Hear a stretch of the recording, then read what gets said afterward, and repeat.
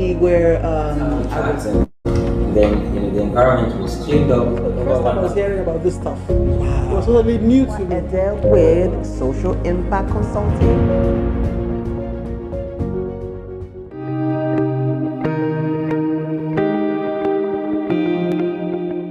Hello everyone, my name is Efwa Elens Ede with Social Impact Consulting.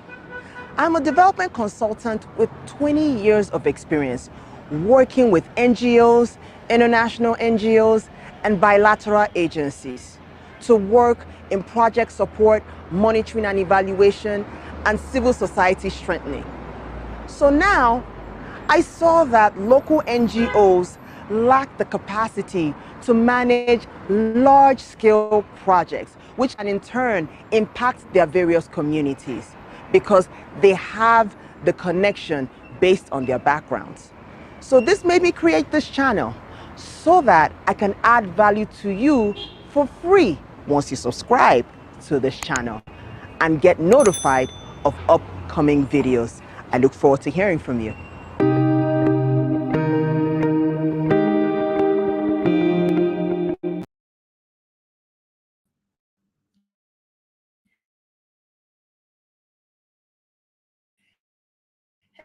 Hello everyone. Episode of the Development Sector Series, Devsectorseries. Make sure you like and share this live streaming so that we can get this to more people. This helps the algorithm to share it, and we're able to maximize impact and work to change the world. So those of you on YouTube, make sure you subscribe and click on the bell notification. Guess what? We are over 1,000 subscribers now. Yay! Thanks to your help. Your support means so much to me. And it's really interesting now when I go to meetings with my colleagues, I have 1, 2, or 3 people tell me, I know you from the Development Sector Series. So thanks for liking and sharing so that we're able to get to more and more people, so that more people know about the impact of development sector in society. Okay? On Facebook, you can turn on the notification as you're watching live so that you know when we're coming in live, with or without my nudging you to let you know that we're live. So guess what? I have been recording a documentary called Untold Impact, which talks about the critical role of civil society in national development. Now, last week, we talked about feeding the nation with Michael Sumbola, the executive director of the Lagos Food Bank Initiative. He has reached over 1 million beneficiaries and has a database of over 15,000 volunteers. He has made an impact in less than 10 years. And I started thinking, how do we measure impact? You get what I'm saying? So over the past decade, 2 decades, monitoring and evaluation has become vital to donors from individual, corporate philanthropy, corporate CSR, and international development agencies that are looking for impact. So this week, we're going further into measuring impact through technology. The 4th industrial revolution is technology. If you don't know that technology is an intricate part of our lives, I pray you know now, or else you'll be living under a rock, right? So now we're going to be having a conversation with Joe Bennett, who is the CEO of TolaData. Before I introduce our special guest, let me just make one quick announcement. Currently, I am honored to be part of the steering committee of the USAID's Strengthening Civic Advocacy and Local Engagement Project, implemented by Palladium International. It's an organizational summit, the first of its kind in the country. The goal of this summit is promoting organizational development resilience through sharing and co-creation. The event is scheduled for June 8th to 9th, 2022, so the registration is rolling. But currently, what is more pressing that's making me announce this right now is that they're accepting abstracts from organizational development professionals that have innovative ways they work with nonprofit organizations to become an institution of impact. The deadline for those abstracts is April 22nd, 2022, because we're looking at an OD marketplace of sorts, and having the summit have various experts have conversations of innovative ways they've been able to impact nonprofit and social enterprises. So send your abstract to NG Scale Organizational Development Summit, Okay, so you send it tongscale.odsummit@thepalladiumgroup.com. So make sure you send in your abstracts if you're interested. And just let me know in the comments section, as an organizational development expert, if you're interested in me having a conversation with the OD advisor of the project. So if you're interested in that, we can have another conversation, live conversation, just asking him questions on what you're looking for. So if you feel this is important, put it in the comment section and we can have a conversation of sorts. So back to our episode. Let me go over Joe Bennett's bio, okay? Joe is the CEO of TolaData, which is www.toladata.com. It's a social tech company with a mission to strengthen M&E practices by bringing the latest form of tech industry into the nonprofit sector. And they're serving over 70 clients worldwide. She is passionate about how digital solutions can transform the way we work in the sector, drawing in her over 10 years of experience working with NGOs, support teams globally to affect change and deliver for their communities. So let me not, with no further ado, we're going to introduce to some and present to others Joe Bennett, who is the CEO of TolaData.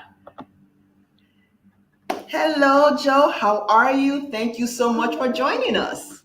Thank you. It's really such an honor to be here with you today. I'm really excited to speak with you. Awesome. So we are just going to go ahead and get started. Great. So why don't you tell us a bit about TolaData and its impact in the nonprofit sector? Yeah, that's great. I'd love to share that. So TolaData, we've been around probably for about 5 years now, maybe 6 years.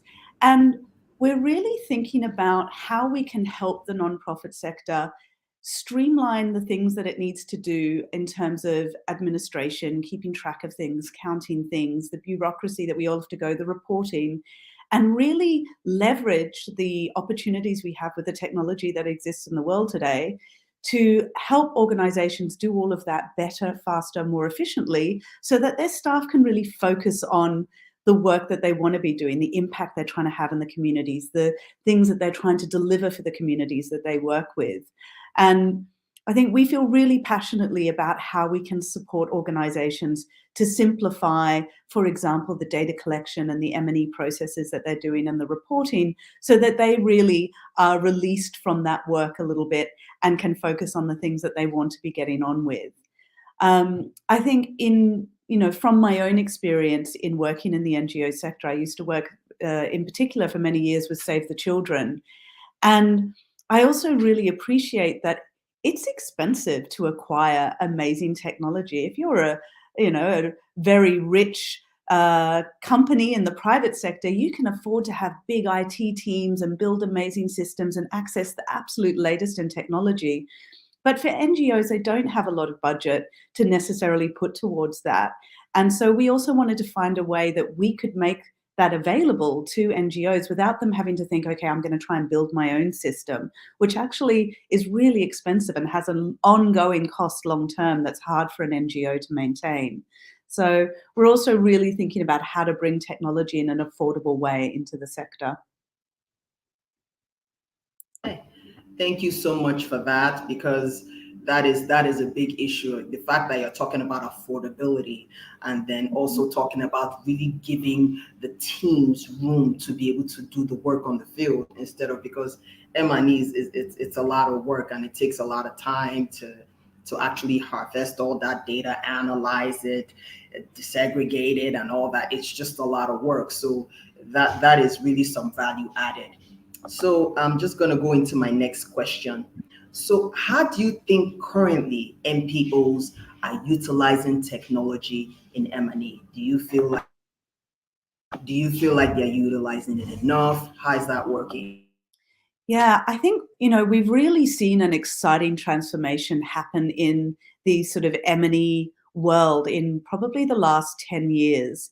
So it began, I think, with data collection. So there's now a lot of data collection tools, and there's been this gradual understanding and this shift into doing digital data collection.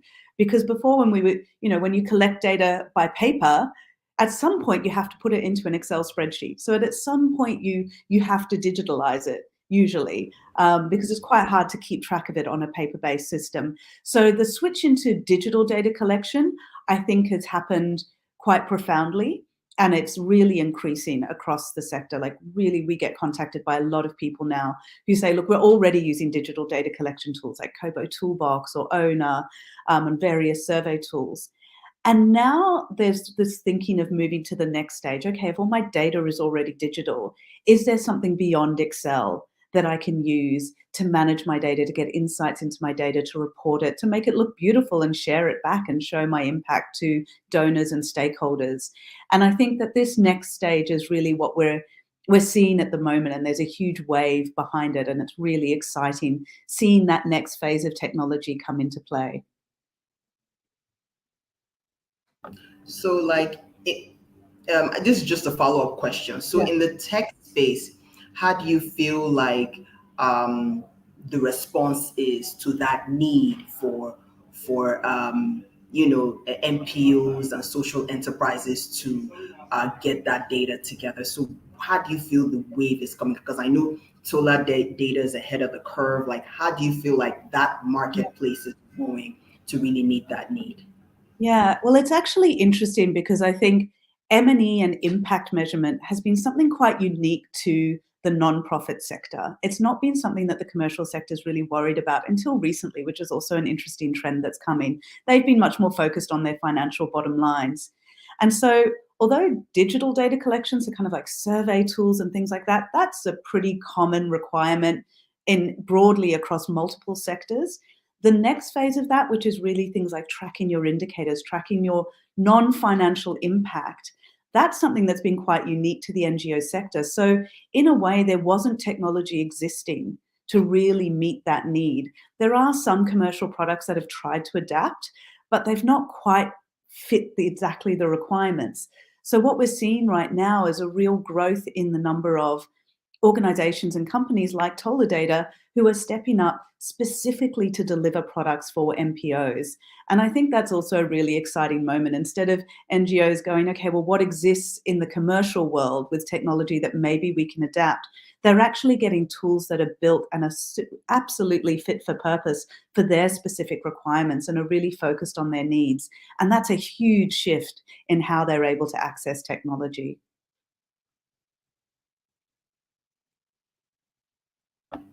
So I'm gonna ask a follow-up question to that Oh, because I'm just so fascinated by this topic. So how do you feel? Because a lot of these organizations are saying, "Oh my God, we can't afford it. We don't have money. We don't have the budget for it." How have because I know that with Tola Data, just reviewing your platform, you have a 50% discount for MPOs and what have you yeah. to accommodate some of that. How is the tech space, like the Merle tech space, able to even converse with the direct donors, like the donors to say, okay, look, we want to build more impact. We want more impact communications. How can you support some of these organizations? Can that be part of their strategic plan of sort to support grantees to make that happen? So has that conversation started? Where is it going? And I feel like that's going to speak to where technology and even analyzing and disaggregating and aggregating data would now be second nature. You know, Yeah. Organizations will now see the importance of it and they'll find money to do it because they will be out of touch if they don't. So how is that transition happening? I know it's a lot behind Yeah. that question. But I think that that's also really a a hot topic at the moment, shall we say. And certainly in my experience, seeing the journey that perhaps the whole development sector has been on. There was a time when it used to be hard to convince donors to keep M&E in the budget. It was like the first thing that got taken out of your grant budget was your M&E line, which was so frustrating for those people passionate about M&E, because you knew how important it was and how crucial it was for the report at the end. And I feel like a lot of advocacy was done to really raise awareness of how crucial actually this function is and this activity is as part of the greater picture of our projects and programs. And now we're in the next step where we say, okay, great, you understand how important this is. Now let's look at how we can do it better, how we can be more efficient in it. And that's when the technology comes in. And I feel like it's something that we think of doing sort of in partnership with our clients. Of course, they're advocating to their donors about the importance of using technology and giving them the budgets to do that. We similarly, we do work directly with some donors, and we're always advocating to them about how technology can really improve the way that their partners work, the capacity of these organizations, really just building in much better systems for those organizations to actually be stronger in themselves in terms of how they manage their programs. And so little by little, we're taking those steps and getting to where we need to get to. In terms of TolaData ourselves and how we try to make sure that there is accessibility, as you say, we give 50% off our prices to NGOs and non-profit organizations, because we also work with government agencies, UN agencies, other agencies, but specifically for NGOs, we give that discount. And actually just in the last few weeks, my team has been saying, sometimes we speak to some really amazing, like local organizations, grassroots organizations who have tiny budgets. And for them, even with 50% off, we're still seeing that they can't quite afford it. And we so passionately want to help them as well skill up. We don't want to see this divide happen where certain organizations can afford the technology and then they make all these advances and then other organizations don't get that opportunity. So we actually at the moment are developing a program where we want to make it possible for them to apply to a scheme with us where they can get our services at an even much more reduced rate, because we really believe that if we're going to make this step and really make this advance, we need to do it collectively. Whether you are a small community-based organization or you are a big, multi-country NGO, both of you are doing activities that are really valuable and could really benefit from technology. So let's make sure that we get the technology into the hands of everyone. Thank you so much for that. That's really very helpful. So now we're gonna go into the governance part of data. So do data protection laws impact the adoption of technology for governance? Because for now, the data protection bit of things, I know it varies from country to country. And since you're working with a pool of, you're working with donors, you're working with government agencies around the world, how is that impacting your work in terms of working with your clients to really analyze all these buckets of data? Yeah, I think, this is really interesting, and it's definitely an area that is very complicated for nonprofit organizations because they often get funding from different governments. And each of those governments is giving them funding with terms and conditions with specific data protection laws referenced and required for them to comply with.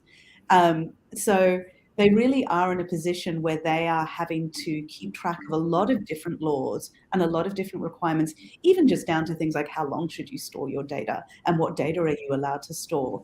And so there's definitely a big demand on organizations to be very up to speed with data protection from the donor compliance point of view. But I think on the other side of it, all of our clients also feel very strongly about protecting the communities that they work with.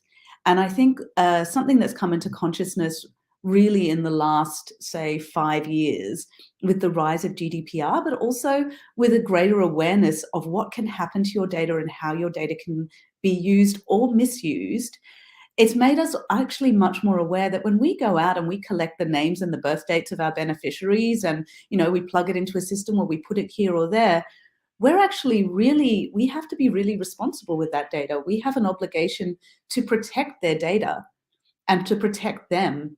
And I think that really puts in place a need to pay attention to responsible data management and responsible data protection.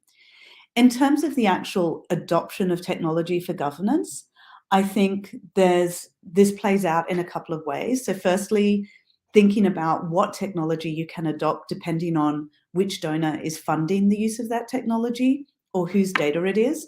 So on the one hand, thinking about, okay, maybe it's an EU donor or it's the US government donor, but also, are you working with a local government? So if you're working with the Nigerian government or the Kenyan government, they also have specific requirements and laws that you need to be thinking about.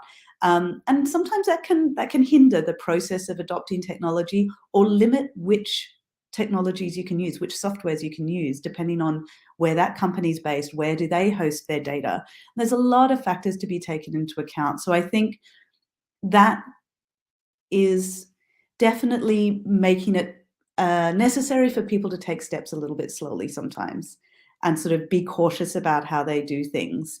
And I think at the same time, coming back to this position of the communities that we work with and recognizing that also some communities are more hesitant about giving their data over for understandable reasons, maybe for experiences they've had or the way that they have experienced their data being used by official channels or governments. And so also being very sensitive to that in how we engage with some of these communities. We definitely, a lot of MPOs are working with communities who are more vulnerable, who are more exposed. And so really factoring that into how you use their data, what technology you use, where it's going to be stored, that kind of thing, it really becomes very important. And I guess what I've said is a lot more questions than answers, but I guess it's a very big topic with a lot to think about. Definitely. Yeah. Thanks for that. And I think you were even going into my next question of sorts in terms of protecting data. You get what I'm saying? Data protection and being responsible. So the donor agency may have their own, especially in their host country, have their own laws, and then the host country as well. So as you know, there's a scale of identity theft in this financial sphere. Like, how does this affect the speed of technology adoption? I know you alluded to that a bit in terms of it may slow down progress, because someone is in a country like Nigeria where there's a lot of online fraud and internet fraud. They call it Yahoo. So how are you? So does this slow down the process? I know you alluded to that a bit. Do you have any more insight on that? Well, I think one of the aspects of this that I think about quite a lot is, technology is moving so fast. Technology is every day just racing ahead in what it's developing and what can be done. And at the same pace, the ways that people can scam you and defraud you or hack into systems, like they're also moving at a really rapid pace. And the kind of speed that technology moves in both its good and its shadow sides just is completely different to the pace of the laws being made, policies being written, governments coming to understandings and taking decisions. Like that bureaucratic and political process is just much slower. And it's really difficult for them to keep up with what's going on in technology. And I think we see this constantly, that there's a little bit of back and forth where it's like almost technology is just ahead of the game and our regulatory systems and policies can't keep up. And it's a real challenge for governments at the moment. And I think that as well can slow down, certainly in terms of adopting technology in sort of governance and bureaucratic systems and social systems within a national policy and a national system. That's definitely a factor that plays into it, I think. And all we can do is be cautious step by step in how we move ahead. But I feel, there's a lot of people in the space of MERL thinking about responsible data management. And I think if we can continually come back to those principles, where we're really thinking about, okay, if we're working with a community and we're collecting data, how are we collecting it? What are we using it for? Who are we sharing it with? How do we delete it when we're done with it? All of those sorts of things. We can at least play our part to protect those people, because I feel like that should be our priority. How are we protecting the people whose data we might be collecting for a purpose? Thanks for that. I keep having to mute myself because I'm in a place where there's a lot of noise. So to make sure that we have an exciting conversation, I'm really enjoying this conversation, Joe, because it's of great importance with regards to how MPOs transition into technology and how governance comes into play and the speed of adoption and everything. And so I feel like you've really gone into the next question, really. You've really gone into the next question just to find out whether you have any thoughts on that. Is the government lagging behind citizens in technology adaptation? You've already answered that. Does creating a mismatch in terms of policy deliverance? Is it that they have to speed up? How can they? Is there a possibility for them to even catch up? I wonder, because I think part of the problem is we're asking people in government to legislate about things that, with the best will in the world, they don't really understand. I don't really understand some of the very complex technological things out there. If you talk about something like AI, that's completely out of my sphere. I wouldn't want to be the one trying to create laws around that. So I think, we're definitely really challenging our governments by bringing in completely new arenas that they need to legislate on. And that's definitely challenging for them. And I think probably some governments are maybe doing a little bit better in the challenge than others, but I think for all of them, it's really very difficult. But I think specifically this thing about the citizens adopting technology versus the government, that's also quite interesting, because we're all adopting technology constantly. We all have a smartphone, and every time someone's like, I've got this new app that's going to help you do this or make it easier for you to do this, we're all like, we download it, we're all into it. All these apps are improving every day. We're way ahead, way ahead. And for the governments to then create, for example, apps that might help their services, I think we're starting to see it, and some governments have done great things in terms of, maybe apps for visa applications or apps to help people who have, who might be getting some kind of social benefit. But it's a mixed bag. It's not always so clear. I live in Berlin, in Germany, and there's some things where the German government has developed apps, and there's other things where I'm like, oh, we're still living 20 years ago. It's still, fill out the form 3 times and take it in to an appointment and submit it. And I think all of us are just going to be navigating that for a while. But the faster that our lives personally are moving with technology, though I'm holding my imaginary phone, the greater our expectation for that level of efficiency in other places. And I think that's really going to push the governments, where they just start to see that, they can't avoid bringing this technology in. And and that's the same even for the NGOs, when we suddenly were just like, we could do this so much quicker and so much more efficiently leveraging technology, and then free up our resources in other ways. And I think for everyone, it's just, we're just in that place now where we expect that. So I certainly think it's going to be very exciting to see that develop in the next 10 years. You're definitely right about that. I feel like we're all kind of learning as we're going. Like in Nigeria, we're using technology for even the continuous voter registration drive. We're even trying for NGO compliance with the Economic and Financial Crimes Commission. They're trying to make sure that the Special Control Unit of for money laundering, they are using an electronic application of sorts. They're still trying on a snail pace to kind of catch up with that. We're not there yet, but we're like right now, the National Identity Management Commission, trying for them to even make sure that we're able to all get an ID number, like a social security number. It's still a slow process. So I think it's a snail pace here in Nigeria, but like you said, we are all just moving along, and the faster they go, the better. So thanks for that. Yeah. Now I wanted to just because I think there was a follow-up question that answered the next question. So I'm gonna go to the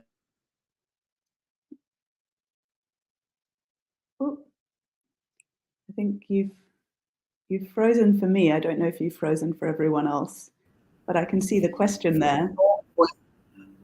for a small non-profit organization that's starting out, how do you start to embrace technology like TolaData, or Yeah. even start with even data collection to even graduate to a platform like TolaData? Like, can you just provide some insight to some of the smaller founders that are starting out? Sure. Well, actually, that's something as well that that was a focus of ours with I'm, TolaData. I'm sorry, Joe. Let me just interrupt you here. So I just want to talk to the audience right now. If you have any questions for Joe, please just put it in the comment section so that she can answer any of your questions. So any questions, we're looking forward to seeing it. Sorry, Joe. You could Yeah, no, continue. absolutely. Oh, I'm excited to see what questions they have. Um, so when we were developing TolaData, one of the things we were thinking is, can we make a product where we're aiming it at saying you don't need to have M&E expertise? Because we knew that that was one of the issues for a lot of MPOs, was that, you need to do all of this M&E, but there's only so many M&E experts out there, and not everyone can afford to have an M&E team or specific roles with that are just M&E experts. So it's maybe your project manager who's doing the M&E as part of their role, and your various project officers.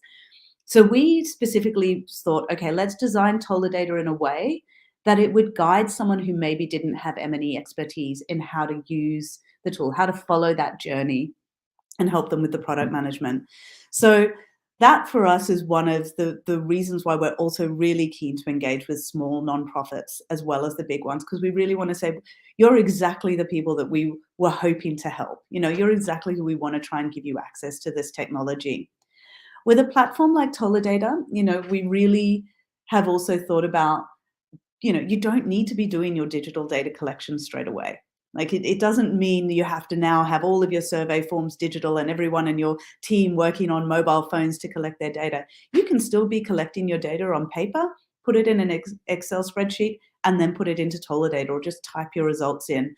So we also really tried to make sure that there was a lot of different journeys, because I think, knowing how long, from my own experience working inside an NGO, when you try to do change management, being able to do bite-sized pieces of changes is a lot easier than trying to maybe change an entire system all at once. If you go to your team and you're like, everything we're doing from start to finish, we're now going to do it differently with technology, that's a great vision long term, but it can take some time and it can be hard for people to adapt. And so being able to do little bits along the way, okay, we'll use technology for this piece and plug the other pieces in and then slowly expand out from there, I think is a really great approach. And that's also something that with TolaData, we work with organizations to help them do that so that they can gradually just move into a space where they're really digitalizing their processes. Oh, you're on mute, I think.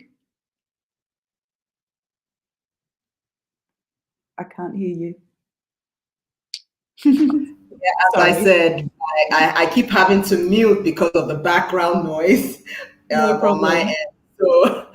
end. So it's really great insight, Joe, in terms of really enlightening us about starting the platform with the MPO in mind, making sure that to use, they don't necessarily have to have an M&E person, especially if they can't afford it. So, guys, like I said, if you have any questions for Joe, please put it in the comment section. So I'm going to ask her about her final thoughts. So make sure you put your questions on this platform. We've had a very interesting and intriguing conversation about data, the use of data, the privacy of data, policy usage on data. So if you have any further questions, please put it in the comment section and then we will take it from there. So back to you, Joe. What I'm going to do is get you to to give us your final thoughts. Sure. Um, well, I've got a couple of thoughts actually that I'd like to share with the audience. So firstly, I think, it's just really to encourage everyone to explore the possibilities of how digital tools can help them with their work. Because I think what we have seen is over time, the pattern especially for the development sector, has been ever more bureaucracy and administration. And that's come about as a need to have greater transparency and, to be fair, actually much more complex programs that we tend to be involved in, involving many different organizations and partners. And it's amazing that it's developing like that, but it brings a lot of bureaucracy and administration with it. And I'm really excited for how technology can alleviate the burden of that, so that we can still do these incredible projects and still deliver really amazing complex programs, but not be overwhelmed by the paperwork that sits behind it or the reporting requirements that go with it. But I also think it's something that I really encourage the NGO sector and the development sector to think about is we're leaders in this field. I know that it feels like the technology is new, but in the space of impact measurement and M&E, we are the leaders globally. The development sector has all the experience, decades of experience. And only now the commercial sector is suddenly catching on because of the SDGs, because of ESG reporting, which is environmental, social, and governance reporting, which is now becoming a requirement for many, many corporations. And they've never done this before. They've never done impact reporting, and they are lost. And really, this is the opportunity for us to say, hey, we know how to do this and we can help you. And I think that's quite an exciting kind of shift in the playing field, because it always felt a little bit like we were the little brother or the little sister. Yeah. And in this place, we're actually the leaders. We have the expertise. So it's a great opportunity to really shine and to help the commercial sector actually make big strides forwards in SDG measurement and impact measurement, which is ultimately better for all of us in this world, that can be the focus, not just the bottom profit line. Thank you so much, Joe. That was such a great way to tie it up with a bow. In fact, I've not gotten any questions, but I've gotten a lot of this interesting session, interesting discussion. You get what I'm saying? So Yeah. I'm seeing something here very interesting. So you've really really given us a lot to think about with regards to data and M&E. And I feel like this is a really, really good discussion that we can even take forward in the future. Just understand, Joe, that this is not going to be the last time you're going to be on Dev Sector Series, because this is it's a conversation that still needs to be had, and it still needs to be broken down a bit more in terms of really having nonprofits and even agencies talking more substantively about technology in the sector, its use, its importance, and seeing how we can even commercialize it more, so that people are using applications like TolaData and others, like Microsoft Word and Excel, saying Totally. this is just a part of doing the work. So again, thank you so much, Joe, and look forward to seeing you again. Thank you. It's been such a pleasure to speak with you. I would love to come back another time. Okay, thank you so much, Joe. Take care. Thank you. Bye-bye. Bye. Okay, so this was a very interesting session of Dev Sector Series. I'm glad you guys really took some time to watch us and connect with us here on the Development Sector Series. So next week, we're going to be talking about democracy and good governance as we're heading over to the 2023 elections in Nigeria. Our special guest is Idayat Hassan, which is the Executive Director of the Center for Democracy Development, CDD, West Africa. I have a lineup of women this month, and that is so exciting for me. Just after International Women's Month in March, we're having a lot of dynamic and powerful women in the month of April. That just excites me. And I've been trying to get Idayat since I started Development Sector Series, but she's been extremely busy. So I'm just so excited about having her next week.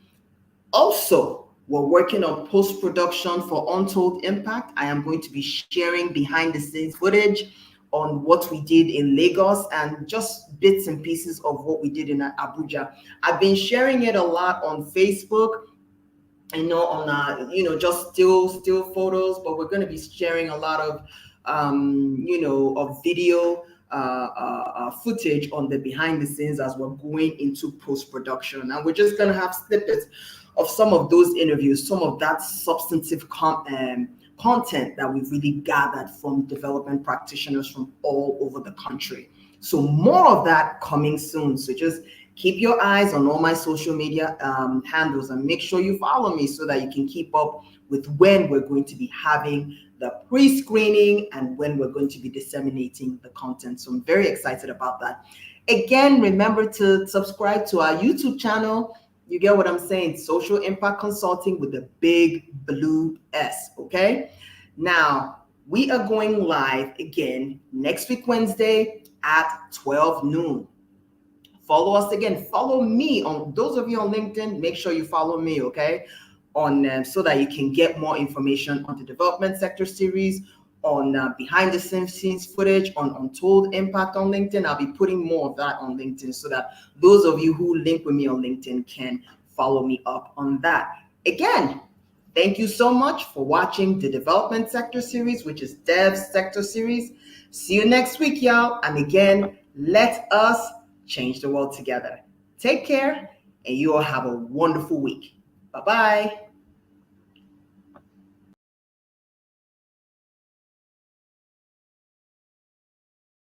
We were and then the environment was cleaned up. the first time I was hearing about this stuff. It was totally new to me. With Social Impact Consulting.